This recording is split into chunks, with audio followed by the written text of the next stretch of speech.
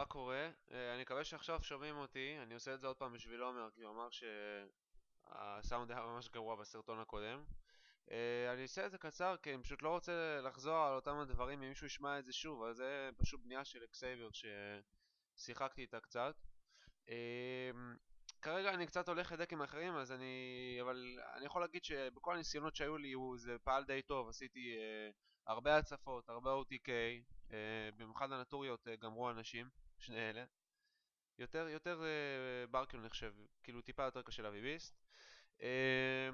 אז מה שאני רוצה רק להגיד לגבי הבנייה, אתם רואים שיש פה 3 קארד קרדי. אני מאוד מאוד אוהב את הקלף הזה בדק הזה, כי אני פשוט רוצה להביא את פאולטרו ליד ולא לבזבז אפקט של דארקסול בשביל זה. אם כבר יש לי דארקסול אני יכול להביא איתו משהו אחר. בקיצור, אני נורא אוהב את השליפות. בנוסף לטור גייד, שאני יודע שאמרתי שאני שונא את הקלף הזה ואני באמת שונא אותו, אבל אני עדיין משתמש בו, כי כל כך הרבה משתמשים שזה כבר לא משנה לי. דקים אחרים אני לא שם אותה אם זה עוזר. עוד משהו שיש כאן זה סייבר רול.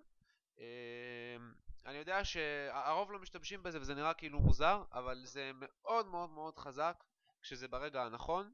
זאת אומרת שאחרי שאתה מציב את הזירה ויש לך נגיד פאולטרול וברקיון ועוד איזה משהו, ככה בדרך כלל נראית הזירה אחרי הצפה, אז אתה יכול לכתוב בסך הכל איזה דארקול או איזשהו משהו, היריב מביא מפלצת ויכול להתגבר על חדי בקלות למען האמת, אם אתה פשוט לא מחסל אותו באותה הצפה.